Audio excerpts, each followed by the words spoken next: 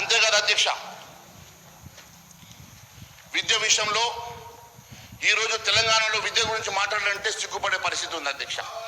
BRS హయాంలో 9% ఈరోజు ఉంటే ఇవాళ కాంగ్రెస్ దాన్ని 8% బడ్జెట్లో 8% కేటాయిస్తుందంటే ఈరోజు ఉన్నటువంటి పరిస్థితి.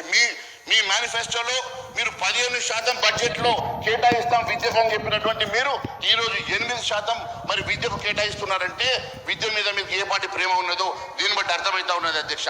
పక్క రాష్ట్రాల్లో 14 నుంచి 15% ఉంది. బీహార్ లాంటి రాష్ట్రంలో విద్య మీద 20% బడ్జెట్లో కేటాయింపు చేస్తూ ఉంటే మనం ఇక్కడ 8% కన్నా ఎక్కువ మనం కేటాయిస్తలేమంటే విద్య మీద అట్టడుగు బడుగు బలైన వర్గాల ప్రజల మరి విద్యార్థుల మీద మీకు ఏ పాటి ప్రేమ ఉన్నదో దీన్ని బట్టి స్పష్టమవుతా ఉన్నది అధ్యక్ష. బడుగుల పరిస్థితి చూస్తే అధ్యక్ష, ఒక్క పిల్లగాడు కూడా లేని బడులు ఈ రాష్ట్రంలో 1672 స్కూల్ అధ్యక్ష. ఈ రాష్ట్రంలో ఒక్క పిల్లగాడు కూడా లేని బడులు 1672 నుంచి 2245కు పెరిగినాయి అధ్యక్ష. అంతేకాదు అధ్యక్ష, ఈ దేశంలోనే 1/3 33% ఈ దేశంలో సింగిల్ స్టూడెంట్ అయినటువంటి బడులు ఉన్నటువంటి రాష్ట్రం తెలంగాణ రాష్ట్రం అని చెప్పుకోవాలంటే సిగ్గైతుంది అధ్యక్ష.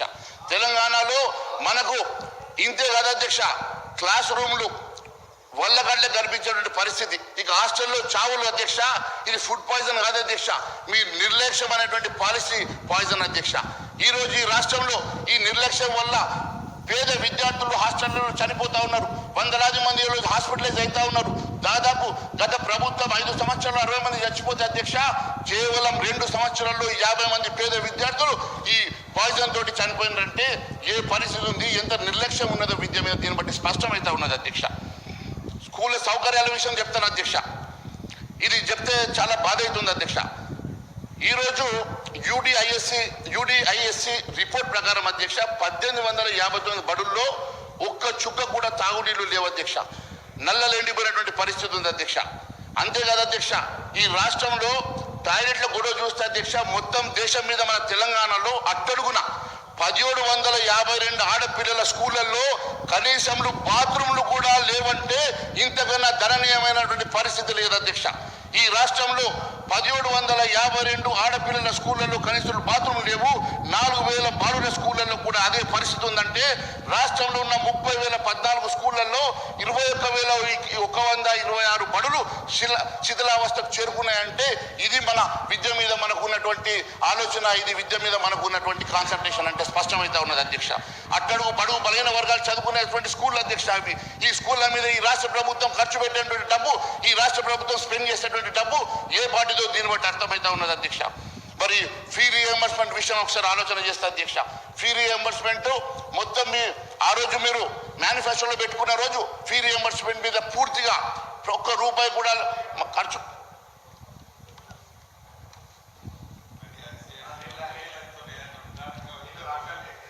అధ్యక్ష. ఈరోజు ఫీ రీఎంబర్స్మెంట్ అయితే ఒక పెద్ద జోక్ లెక్క తయారైంది అధ్యక్ష. దాదాపుగా 10,000 కోట్ల రూపాయలు బకాయి అట్లనే పెండింగ్ లో పెట్టింది అధ్యక్ష. దీనివల్ల రాష్ట్రంలో 2,000 మరి కళాశాలలు మూతపడేటువంటి పరిస్థితి వచ్చింది అధ్యక్ష. ఎగ్జామ్స్ రాయనీయకుండా పిల్లలు రోడ్డెక్కి కొట్లాడేటువంటి పరిస్థితి వచ్చిందంటే ఇది మరి విద్య మీద వీరికి ఉన్నటువంటి మరి శ్రద్ధ ఏ పాటితో అర్థమవుతా ఉన్నది అధ్యక్ష. ఇప్పుడు ఆ స్కీములు కూడా ఎత్తేస్తారనే ఆలోచన ఉన్నట్టుగా గుసగుసలు వినబడతా ఉన్నాయి అధ్యక్ష. లీకులు వదులుతా ఉన్నారు అధ్యక్ష. ఈరోజు అదే మేనిఫెస్టోలో మీరు చాలా స్పష్టంగా ఫీ రీఎంబర్స్మెంట్ గురించి మాట్లాడుతూ మీరు ఫీ రీఎంబర్స్మెంట్ గురించి మీరు చెప్పారు అధ్యక్ష. ఎట్టి పరిస్థితుల్లో ఫీ రీఎంబర్స్మెంట్ క్లియర్ చేస్తాం, అధికారంకి వచ్చిన వెంటనే ఫీ రీఎంబర్స్మెంట్ క్లియర్ చేస్తామని చెప్పినటువంటి మీరు ఈరోజు ఫీ రీఎంబర్స్మెంట్ పూర్తిగా ఈరోజు మీరు నీరు కార్చేటువంటి ప్రయత్నం చేస్తూ ఉన్నారు అధ్యక్ష. అంతేకాదు అధ్యక్ష, ఇది కేవలం సర్కారు చేతగాని మాత్రం కాదు అధ్యక్ష. పిల్లల ముఖాల్లో కనిపిస్తున్నటువంటి బాధ, తీరని ఆవేదన. ఈరోజు వారికి ఉద్యోగాలు వస్తే సర్టిఫికెట్లు వాళ్ళు తెచ్చుకోవాలంటే మళ్ళీ మేనేజ్మెంట్ దగ్గర పోయి డబ్బులు కట్టుకుని మరి బంగారం అమ్ముకుని డబ్బులు కట్టుకొని తెచ్చుకునేటువంటి పరిస్థితి ఉంది అధ్యక్ష. వాళ్ళు ఉన్నటువంటి ప్రైవేట్ ఇన్స్టిట్యూషన్స్ లో వాళ్ళు సర్టిఫికెట్లు ఇవ్వక మరి మేనేజ్మెంట్ ఇబ్బంది పెడతా ఉంటే వాళ్ళు సర్టిఫికెట్లు తీసుకొని ఉద్యోగాలు చేసుకోవాలంటే సర్టిఫికెట్ల కోసం వాళ్ళు తాకట్టు పెట్టినటువంటి బంగారం ద్వారా తెచ్చిన డబ్బులతోటి సర్టిఫికెట్ తీసుకునేటువంటి దుస్థితి ఈ రోజు ఈ రాష్ట్రంలో ఏర్పడ్డదంటే ఈ రోజు కేవలం మీరు రిలీజ్ చేయాల్సినటువంటి 10,000 కోట్ల రూపాయలు రిలీజ్ చేయకపోవడం మరి ఈ రోజు దానివల్లనే ఈ పరిస్థితి దాపురించింది అధ్యక్ష.